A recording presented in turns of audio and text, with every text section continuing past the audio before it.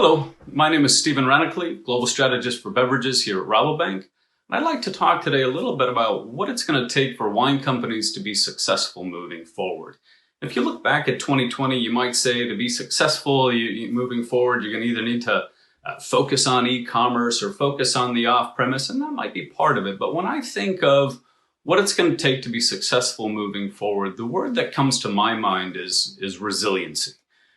Companies that will survive and thrive will be those that can adapt quickly to change, those that have resiliency built into their corporate culture. In our most recent Global Wine Quarterly report, we took a look at some of the changes happening at Viña Conchitoro, the Chilean wine company. And, this past year, when most other wineries were seeing their results under pressure, Viña Conchitoro, they saw their both revenue and operating margins really take off in a robust way. And it's an interesting story. And if you look back at Conchitoro, it's a company known for exporting inexpensive Chilean wines around the world. They do it well.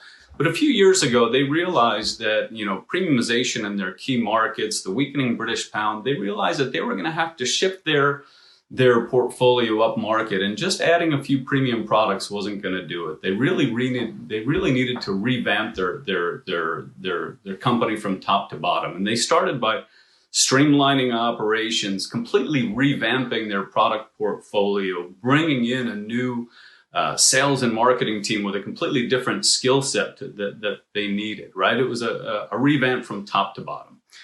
And you might ask yourself, well, what does that have to do with me? That's a Chilean wine company going premium. I'm a California wine company. I already target the premium end of the market. But at its core, this is not a story of a Chilean wine company shifting to more premium. This is a story of a company building in resiliency into its corporate culture. And, some of the drivers of change may be different from what you're facing today, but think about some of the questions that they had to confront to do this, right? Am I targeting the right market? Do I have the right products and brands in place to do that? Do I have the right skill sets internally to really effectively tap into those markets? And that's a tough one.